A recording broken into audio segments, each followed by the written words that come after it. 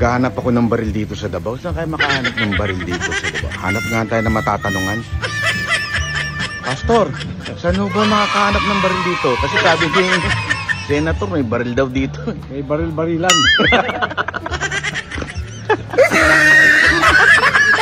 I-update ko po kayo kung bakit po nagkaroon ng ganong klaseng pagtitipon o meeting doon sa Davao. Tayo po ay magiging makatotohanan, transparent sa lahat ng ating pag-uusapan. Dahil alam nyo ho, isang personality ko ho, gusto ko inilalahad ang lahat-lahat, ang buong kwento. Ayoko hong magtago as much as possible. Kasi nga po, alam nyo, sa buhay na ito, lagi ako naniniwala sa katotohanan. Ang katotohanan lamang ang dapat pinangahawakan ng sino mang vlogger para ho siya magpatuloy na matagumpay. At yan ho ang aking pinangahawakan sa lahat ng bagay. Alam nyo, yung talino, yung talent, everything that you have, wala ho yan. Mawawala ho yan. Yung kung ano mang meron kang viewers, content, yan ho'y mawawala. Pero yung truth, hindi ho yan mawawala, kaya dapat mong panghawakan. Kaya nga po, yan ang aking laging pinangahawakan ay yung katotohanan. Ganito po, ang kwento sa tungkol ho dyan sa Davao. Para ho tayo ay may background na. Kasi ho, para maintindihan natin ang lahat ng ikikwento ko ho sa inyo ngayong araw na ito. Okay? Ganito po yan. Tayo po ay naimbitahan kasama po ang ilang mga DDS vloggers, pero nung una, nung inimbitahan po tayo through someone, ayoko talaga. Ayoko talagang pumunta sa Davao at makipag kita kay Pastor Kibuloy. Sa kadahilan ng, alam nyo naman siguro, na ilang beses ko binanatan si Pastor Kibuloy sa aking channel. Alam nyo naman po siguro, lalong-lalo na yung mga kapananampalataya ni Pastor Kibuloy, na ilang beses ko hong in-against yung mga ano ni Pastor. Di ba ho? Alam nyo ho yun. At sigurado naman ako nakarating sa kanila yun. Di ba? Kaya nga, nung inimbitahan na ho ako, sa totoo lang, until to the last moment, which is Friday. Okay? Ayoko sumagot. Sabi ko kila Coach Oli, kila Boss Dada, sabi ko kayo na lang. Kayo na lang. Anyway, hindi nyo naman binabanatan yan. Ibig sabihin, hindi nyo naman masyadong pinapersonal yan o inaano. Ako ko kasi ilang beses kong sinabi yun. Di ba? Ilang beses ko sinabing may pagka... walang biro. Kaya, alam mo yun, may merong factor sa akin na baka mamaya trap to. Ang dami kong pinagtanungan. Mga reliable people. Tapos medyo sinabi pa nila na nandun si PRRD. Meron po akong contact directly ho sa ating Pangulo. Kaya tinanong ko na kaagad. Sabi ko, totoo ba to? Ganito, ganito. Kasi baka mamaya trap lang yun eh. Hindi ko alam. Alam mo yun, hindi ko sinasabing itatrap ako ni Pastor Kibuloy.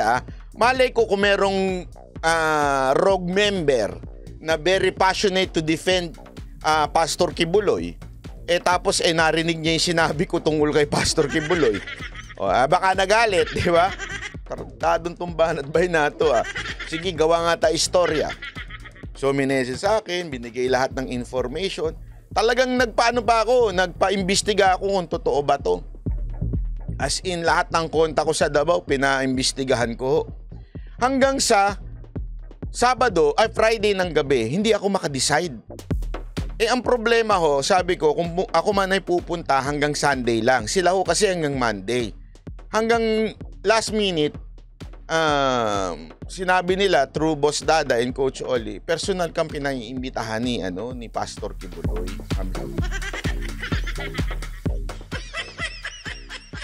Sige na nga, bahala na sa buhay. Hindi. Sabi ko, sige, nung nalaman ko naman, nag-confirm sa akin yung ilang mga tao ko dun mga kakilala ko dun sa Davao at yung mga ilang trusted people natin sa Davao na darating nga din si Pangulong Duterte at nandun din nga naman si Pastor Kibuloy. Sabi ko, sige na nga. Kaya nga ho yung mga kasama kong hindi ho nakapagdala ng mga damit. Baliktaran na lang ang brief. Kasi nag-decide po ako, gabi na ng Friday. Sabi ko, sige na nga, punta na nga ako. Bahala na si Batman. So pagdating ko po doon, so nandun na, everything was arranged. And the day yung dinner, sa totoo lang, kahit po ako, kasi nilibot muna kami.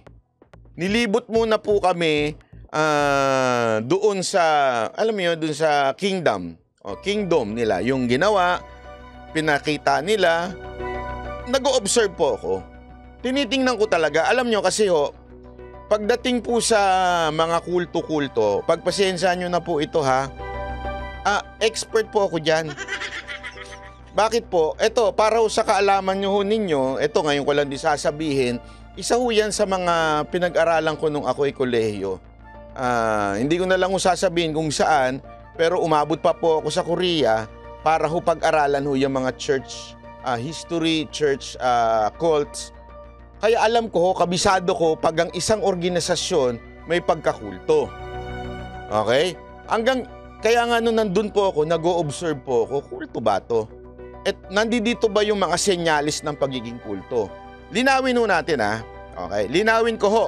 Hindi ho ibig sabihin, kulto ay dahil magkaiba kayo ng understanding o magkaiba kayo ng theology. Tandaan ninyo, maraming theology ho yan. May Calvinist theology, kung ano-ano pa hong theology pagdating mo sa biblical perspective of Christianity. Pagdating mo sa salvation, iba-iba ho ang interpretation ho dyan. Kaya nga ho, may mga tinatawag na major differences in theology and merong mga minor differences in theology. But it doesn't mean magkaiba kayo ng major differences ng theology, ibig sabihin kulto na. Hindi ho ganun yon. Okay? Hindi ko sinasabing pagkakulto dahil magkaiba kami ng pag-unawa. Hindi ho. Ang mga senyalis ho ng kulto, yung mga napapanood natin sa mga documentary na kung saan talagang sunod-sunuran na lang ho. Wala nang sinusundang pamantayan kung hindi yung kanilang pastor ay Panginoon. Yun ho ang kulto, yung ganong klase. Pero kung ito'y bumabase sa interpretasyon ng libro o ng Biblia, nagkataon lamang na magkaiba. So ibig sabihin po nun, hindi ho yun kulto. At makikita mo naman kasi pagka ang mga followers, zombie. Naintindihan ho natin? Pag ang mga followers, zombie, ibig sabihin walang sariling utak, walang sariling pananaw, sunod-sunuran lang. Yan ang isa sa mga senyales ng isang organisasyon ay kulto. Kaya nga nung nandun po ako doon, alam nyo isang na-realize ko nung nandun po ako, sabi ko, pirang lugar ito. Para ako napasok sa Japan na mainit.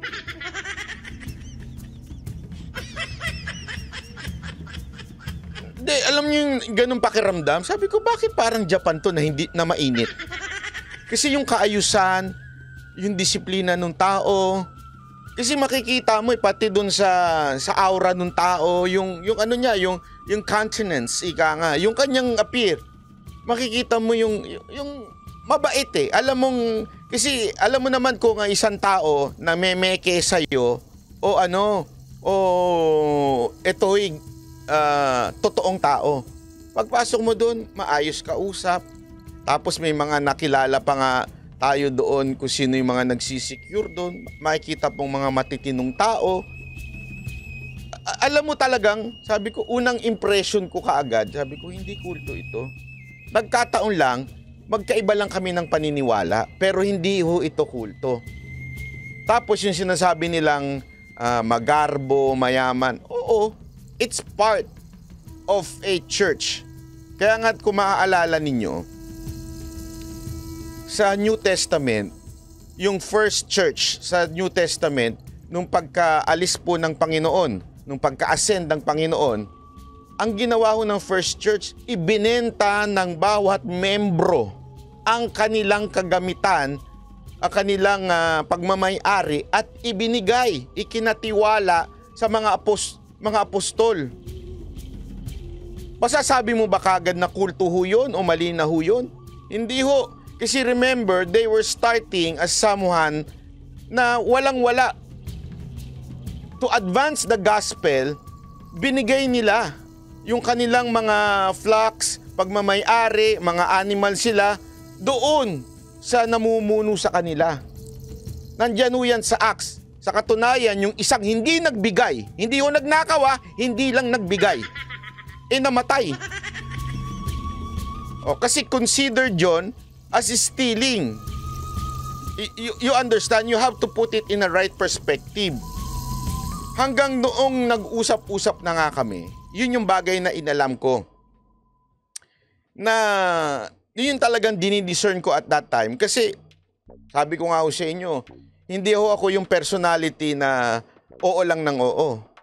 Even when I attended, kasi di ba I came from a different church, not from CCF. I came from another church. I will not mention it na lang kasi nagkaroon sila ng controversial issue about money. Umalis po ako doon. Kasi nga, yun yung something sa akin na major na no for me. Nagkaroon ng issue yung church na yon about money. I left that church. Naghanap po ako ng ibang church. Napunta po ako sa CCF, and the CCF, dun ko po inalam yung mga dapat kong alamin kung ito po ba ay tama sa kanilang sinasabi o kanilang Kasi dapat ganun po tayo di ba? Remember, paulit-ulit ko sinasabi yung Berean Christian. Yung Berean Christian, hindi ho nila tinanggap kagad si Pablo. Sinigurado nila na nung pumapasok na si Pablo doon, inalam nila tama ba yung tinuturo ni Pablo. Tandaan nyo, si Paul na ho ito Paul was talagang pinakamasasabi mong pinakamaraming nasulat na libro sa New Testament, and yet the Berean Christian did not accept them. I did not accept him. Sinigurado muna nila na talagang tama. So yun ho yung aking natutunan. Sinisigurado ko. Hindi ko sinasabing papasok ako sa church ni Kibuloy. Doon sa kingdom pwede. Ganda kasi nung kingdom Pero doon sa church hindi. Okay? Linawin ko lang. Ngayon, bakit ko nasabi ito? Kasi ganito na. Noong una nagkita kami ni Pastor Kibuloy, ang una niyang binanggit sa akin, yung pinost ko. Okay? Yung pinost ko na sinabi, totoo yun baka akala ng joke yun. Unang-unang paglapit niya sa akin, banat bay, binabanatan mo ako pero gusto ko yan. Kasi yan ang yan ang tama, hindi ka bias. Tapos noon pa lang, doon ako na para sa akin, okay yun. Kasi tandaan ninyo, ang ugali ng mga pink, lawan, ang ugali ng mga tanso is to cancel. Mahilig sila sa cancel culture yung hindi ka pareho namin, cancel ka namin. Pabanata ka namin, hindi ganun. Tandaan nyo, iyan ang isa sa mga nagustuhan ko rin kay Isko. Diba? Naalala nyo kay Isko? Yan ang isang nagustuhan ko kay Isko din. Nung unang nag-usap kami niyan, alam niya na against ako sa kanya. Hanggang patiently in-explain niya sa akin yung mga maling perception na meron ako. At it's for me to accept it. Naintindihan nyo?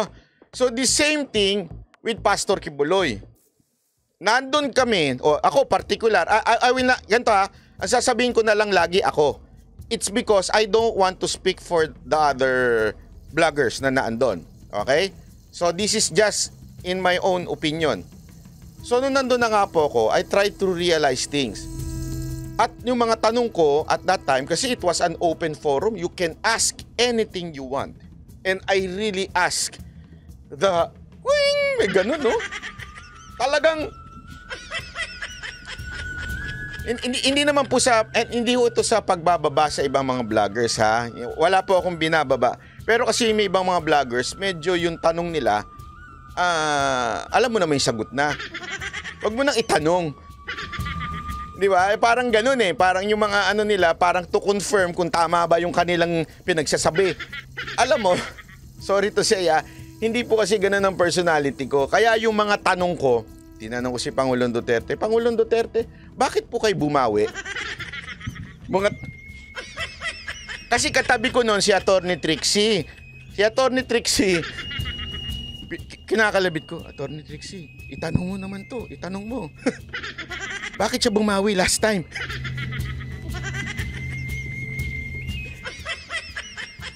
Si Attorney Trixie, sige, mamaya.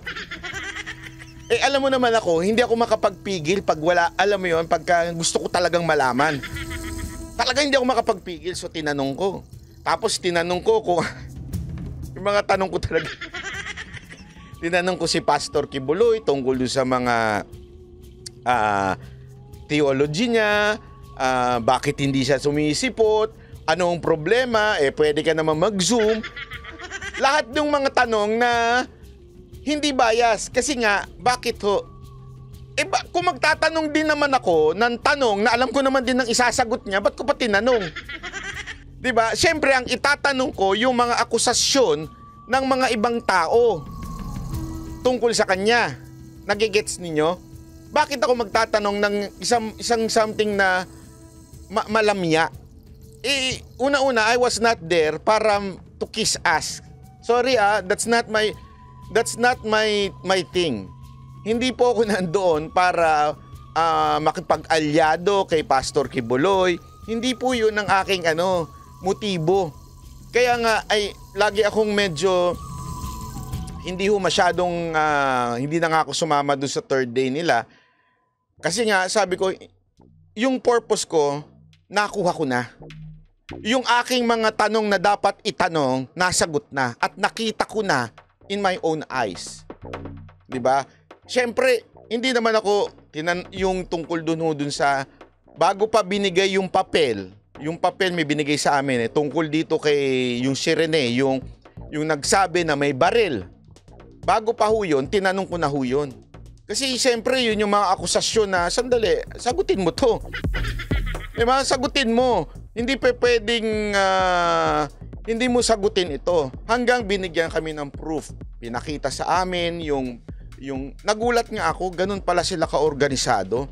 Ang lahat ng membro pumipirma.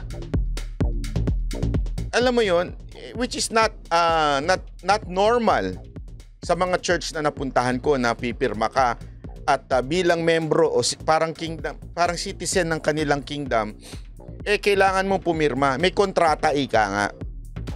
Tapos tinanong ko pa yung ikapu nila. Kasi I want to know, how did you get this kind of money? I'm not questioning or saying that it is wrong. You understand what I mean? I'm not saying mali yung ginawa ninyo. Hindi yun ang sinasabi ko. Ang sinasabi ko lang doon is, okay, nakita natin yung kingdom. Nakita natin ang ganda-ganda nito. Lahat organisado, lahat maganda. Kaya nga ang definition ko, Japan na mainit Lahat to ay maayos, lahat mamahalin. Paano kayo nagkaroon ng ganitong pera? You understand what I mean? Paano kayo nagkaroon ng ganitong pera? That was my question in my mind all throughout. Tinanong ko yun. What's your policy on your tithes? What's your policy ganito? And, they were strict on their tithes and there's nothing wrong with that. Why? Kasi nga, ginastify naman niya through the scripture, which is, I also believe. I believe in tithes. Okay? But, yun nga yung sinabi niya na, which is tama rin. If ayaw mo pa na mag-tithes, it's up to you. Walang problema. Okay? Hindi ka naman nire-require na mag-tithes kung ayaw mo. Di just attend. Pero you're not gonna be forced if you don't like it. Danet, Shihida, salamat po. Kaya nga yun yung isang mga bagay na inaalam ko. Halimbawa, yung sa Kingdom, tinanong ko kaagad, magki-concert ba dito si Taylor Swift? Hindi, di ba? Reklamador to si Taylor Swift. Joke lang. Ayaw niya ng maliit. Hindi, biro lang magagalit yung mga Swifties sa akin dyan. Hindi, totoo. Alam mo yun? Tinanong ko talaga. Kasi somehow, isa yun sa mga na-turn off ako doon sa previous church na pinuntahan ko. Bakit, kanyo? Yung church, pwede mag-concert doon na kung sino-sino. Okay? Linawin ko ha. Ito po ay it's a Baptist church, okay? Nagtaka ako, sabi ko, bakit nagko-concert dito yung ano? Di ba church to? Okay lang sana kung gumawa talaga ng isang lugar. Halimbawa, baka kasi isipin ninyo yung INC ganon. Magkaiba po yun. Iba ho ang context doon. Yung sa INC naman, gumawa talaga sila for events. Okay? Iba yung worship place nila and iba yung pang-events nila. Baka kasi mamaya i-misquote na naman ako ng iba dyan, tinitira ko iglesia. Hindi po. Magkaiba ho yun. Kaya nga, tinanong ko kay Pastor Kibuloy, sa kanilang mga staff, eto ho bang kingdom? Is this a place of worship or is this a place for events? Magkaiba po kasi yun eh. Di ba? Magkaiba po yun. Kung sasabihin nilang it's an event, okay lang. There's no problem with that. But if you're going to say it as a worship place, dapat dedicated for worship. Tama, mali? So yun yung isang bagay na mga tinanong ko sa kanila. At sabi nga, nasagot naman nila, for now, we are inclined na only worship. Kasi hindi nakasya dun sa aming worship place. Pinasok din po namin yung worship place nila. Maliit nga naman para sa ganong kalaking church. So yun yung mga tanong na inalam ko. Inalam ko din, bakit ang tagal? Kasi di ba ang tagal noon ginagawa kasi sobrang laki. Siya kasi ang biggest if ever that's the biggest na magagawa. Kasi nga, they construct not through debt. Sabihin, di sila nangungutang sa bangko. Lance A, salamat po Thank you po. Ang ginagawa po nila is they construct it by faith. Ibig sabihin, kung ano yung binigay ng Panginoon, yun yung kanilang ginagawa. Alam mo, dito nga, kaya nga bakit ko ito kinikwento sa inyo? Kingdom. Oo nga, kingdom nga po. Bakit ko kinikwento sa inyo ito? Kasi, you must understand na dito nagkakamali si Ontiveros. Si Ontiveros pumapasok na sa issue ng church na hindi niya dapat pakialaman because there is a law that separate the church and the state. Eto na ho yun. Maraming gumagamit niyang word na separation of the church and the state, hindi naman naiintindihan.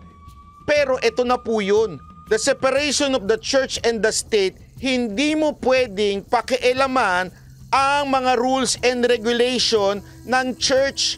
If the church requires a tithes, wala kang pakialam. Matakot ka nga kung sasabihin nila sa'yo, hindi ka nire-require pero may ganyan sila. Saan ang galing yan? O halimbawa, yung mga Montero ng pare. Huwag na tayo maglokohan. Naalala niyo yun? Binigyan ng presidente, hindi ko na lang babanggitin kung sino, yung mga pare na mga Montero. Hindi ko sinasabing the entire Catholic Church is wrong. Pero doon mo pala makikita, there is a corruption. So why did I ask kung required sa kingdom ang tithes? Kasi the question is, saan ba nanggagaling yung pera nyo?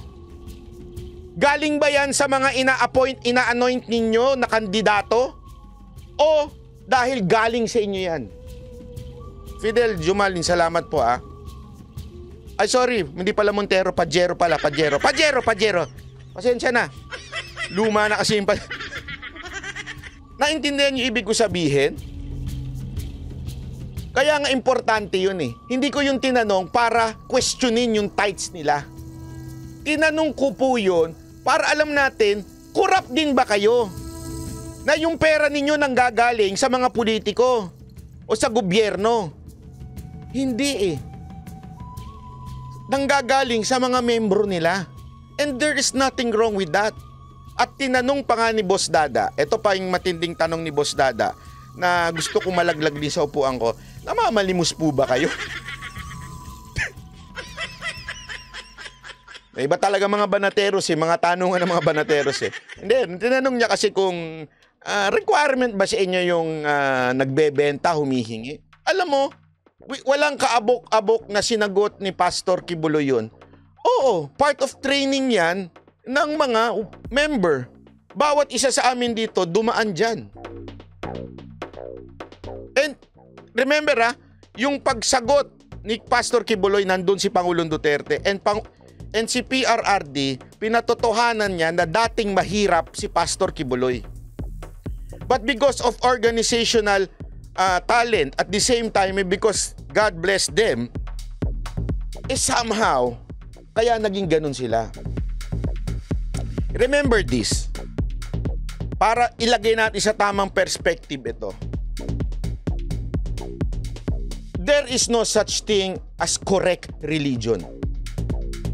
Ulitin ko, walang masasabi na itong relihiyon na ito ang tama, ang the rest mali. Walang ganun. When you go to the Lord, walang tatanong sa iyo ang Panginoon, sasabihin, anong relihiyon mo? Sang sekta ka? Walang ganun. It's always a personal question. Anong kinaugnayan nito dito sa KJC? Sa madaling salita, ganito lang po kasimple yan. Merong panuntunan o merong biblical principle na ibinigay ang ating Panginoon sa atin. Pag sinunod mo ito, hindi tatanong sa iyo ng Panginoon, ikaw ba membro nitong church na to? Ikaw ba ay membro ng itong iglesia na ito? Hindi yan ang tanong ng Panginoon. Pag sinunod mo yung sinasabi nga nilang principle from the Bible, you would reap kung ano yung tinanim mo. Tanungin ko sa inyo, bakit matagumpay ang Japan? Do they have a God? No! They're atheists. They don't like God. Pero bakit sila matagumpay? You know why? Because some of their values are more Christians than us Christians. Kaya tuloy, yung balik sa kanila, dahil sa kanilang tinanim. Mas may malasakit pa sila sa kapwa kaysa tayo mga mananampalataya kaysa sa kanila. You understand? So somehow, they were blessed because they follow some biblical principles. So what do I mean? Because KJC o Pastor Kibuloy follow some biblical o masasabi na nating theology na naandun sa Biblia, that's why they are blessed. Halimbawa, giving. 'Di ba? Sabi ho sa Biblia yan, giving. Babalik sa iyo yan ng doble-doble. Challenge God on it. Aapaw, sabi nga. Aapaw yung ibinigay mo. So anong ibig sabihin? Again, I'm not saying KJC is tama or KJC is wrong. The point, dahil sa finalo nila yon, prinsipyo ng pagbibigay or giving, that's why they are blessed. You understand? Ngayon, ano ho ba yung sagot dun sa katanungan ni Boss Dada na sila ba ay namamalimos? Alam mo, ito lang sinabi. Part ng kanilang training yon. To be a servant, to know how to approach to people. Ngayon, sa ating mata, it might be wrong. Tama, mali. It might be wrong. Pero sa kanila, kung yun ang conviction nila, this is how we serve our church, this is how we serve God, who are we to question them? Ang problema kay Ontiveros, she is trying to do something na, o to have a law against it. Sabi niya nga dapat itanungin natin sa Dole kung this is, sandali, naka-live ako. Wait lang.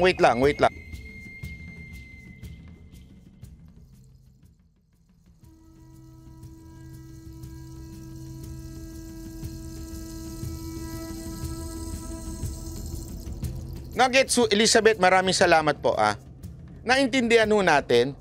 Yun nga hindi ko maintindihan kung bakit nangingialam ang itong si Ontiveros tungkol dito sa issue na ito. Ako, maybe I'm against dun sa service. Kaya lang alam nyo kung bakit ko ito naiintindihan. Because I have a background na ganyan. I serve in a worship team. I lead a worship team when I was young.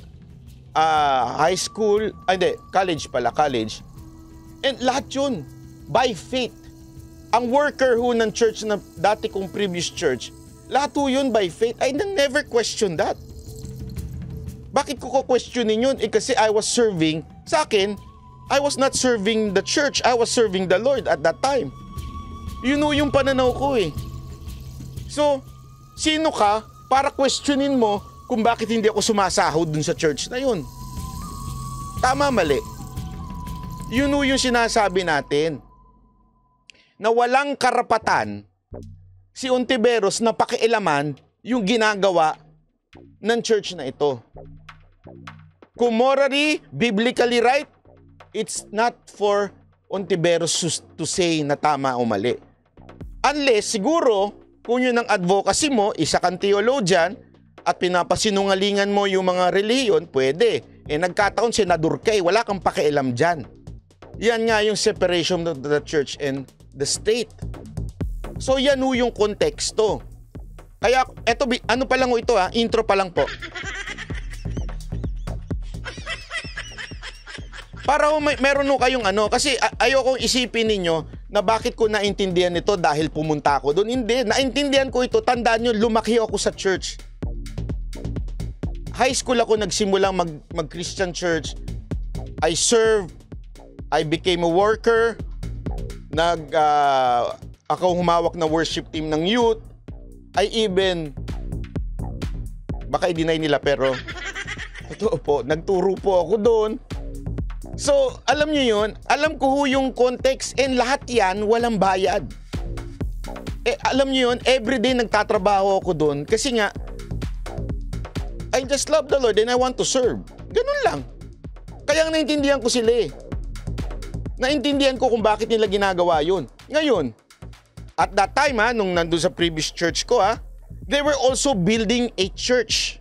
Ibig sabihin, gumawa. Dati kasi nagre-renta lang ho sila. Tapos gumawa sila ng church project. So at that time, we were challenged as workers na more than the tithes, magbigay ka. Kung sa tingin mo, yun ang direction sa'yo ng Panginoon. Magbigay ka.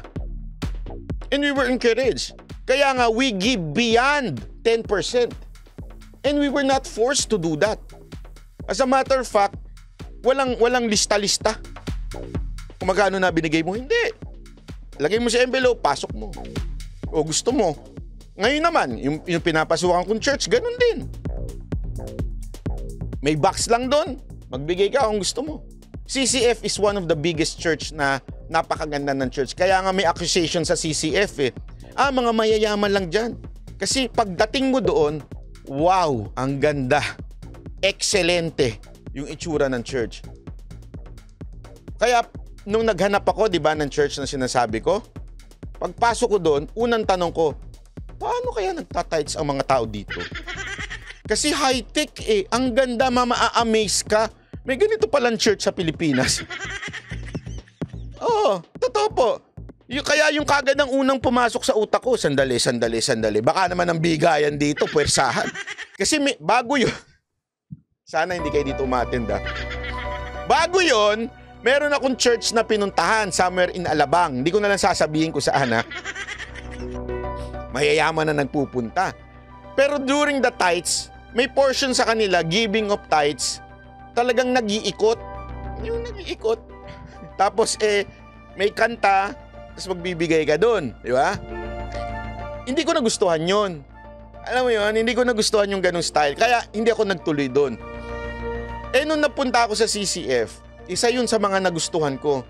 Walang envelope na umiikot. Alam niyo yung ganon? Yung pinapasa-pasa, walang ganon. Ulitin ko I'm not saying mali yun. Hindi ko sinasabing mali yun. Pero nagustuhan ko lang yun. Kasi na-amaze ako Grabe ang goodness ng Lord sa church na ito. Walang umiikot na ganon, pero yung ganda ng church, grabe. And doon ko lang na-realize, hindi pala na-realize, doon ko lang natutunan na itong church na ito, kaya pala naging ganon, the pastor was a businessman na umalis sa business at ibinigay ang lahat ng lahat doon sa church. kaya sila pinagpala. Okay? So, kanya-kanya hong konteksto yan. Gayunpaman, eto na nga yun. Gayunpaman, walang pakialam ang gobyerno kung papaano patakbuhin ng church. Kasi nga, sabi nga ni Pastor Kibuloy nung nandun kami, kung pakikialaman kami, pakialaman nila lahat ng church. Ipagbawal lahat ng tithes. Ipagbawal lahat ng by faith workers. Nagigets nyo yung ibig sabihin? Ganun eh. Kaya nga nung after nun, na-realize ko kung saan ang galing yung pera, why they are blessed. Ngayon, kung ano man ang sinasabi kasi nila, si pastor, mayaman din yan, ganyan-ganyan. Sa akin, problema na ho nila yun. If the church or the elders of the church would like to give material things to Pastor Kibuloy, problema na ho nila yun. Bakit pakikialaman niyo yung Tiberos? Inggit? Sino kasi Coach Jaret? Pati yung honorarium pinakikialaman mo? Hindi ko sinabing merong honorarium ha. Kaya lang, anong pakialam nyo dun? Tama, mali. Ganun ang takbo ng church nila, anong gagawin natin?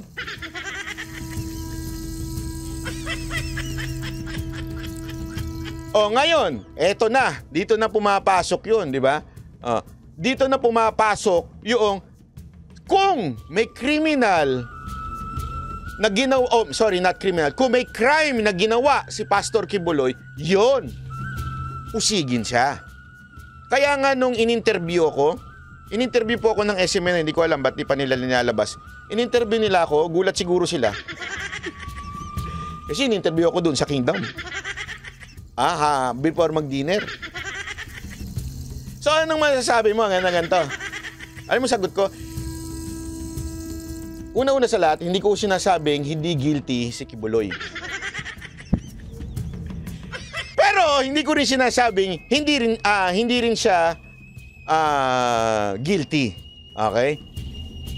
I'm here kasi nga, gusto ko malaman yung mga bagay-bagay at the same time, naniniwala ako dun sa ipinaglalaban ni Pastor Kibuloy patungkol sa mga komunista. And yun na yung bagay na sinasabi ko na totoo ko eh. Ayoko nung porket nandito ako, lahat na lang kabutihan, gusto nyo? Hindi ganun yun. Kaya nga alam nyo nung nag-uusap na kami nila Pastor Kibuloy, doon ko nakita na hindi siya takot sagutin yung mga tanong.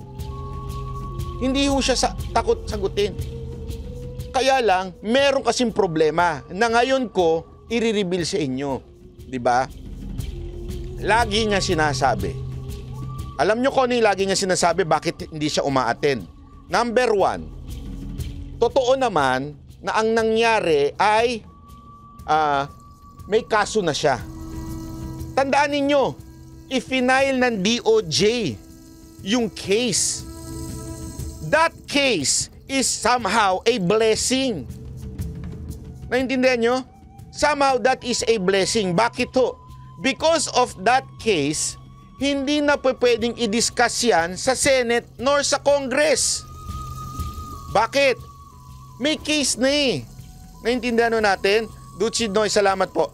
Pakinggan nyo ito. Napaka-importante kasi nito na para kasi alam nyo, pag pinanunood ko, ewan ko nga ba't ko pinanunood? Siguro dahil kaibigan ko. Dahil pinanunood ko si Mark Modelso Manila. Pasensya na Mark, pero parang kulang ka sa research. Ayoko sabihin yung salitang T, pero wag naman gaganon-ganon. Research ka din naman minsan kasi yung mga followers mo tatanga-tanga. Tanga talaga eh. Ito ha. Pakinggan nyo ito para maintindihan natin kung bakit ganon. Ito. Wait lang.